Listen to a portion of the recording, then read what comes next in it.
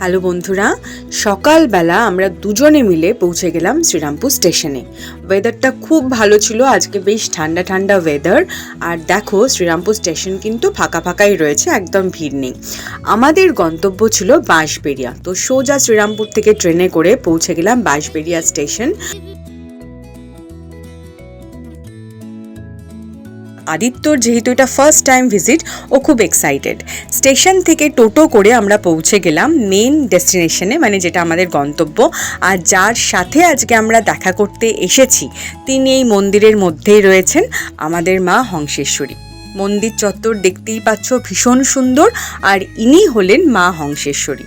এখানে কিন্তু মা কালীরই আরেকটি রূপে বিরাজমান, এবং এই মা ভীষণ জাগ্রত।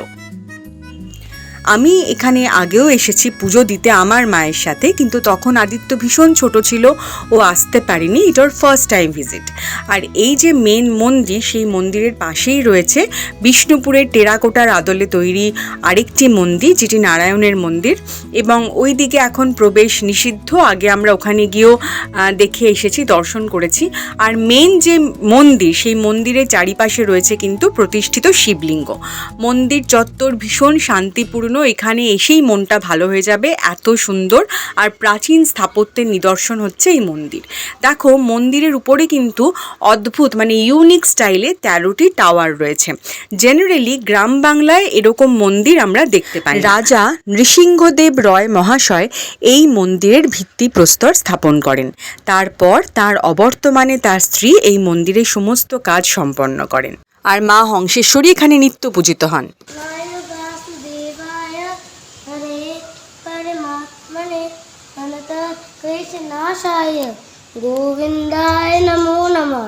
সকালে এসেই ভোগের কুপন নিয়েছিলাম, তাই এখন ভোগ খাওয়ার সময়। ভ্লগ ভালো লাগলে জানিও কিন্তু।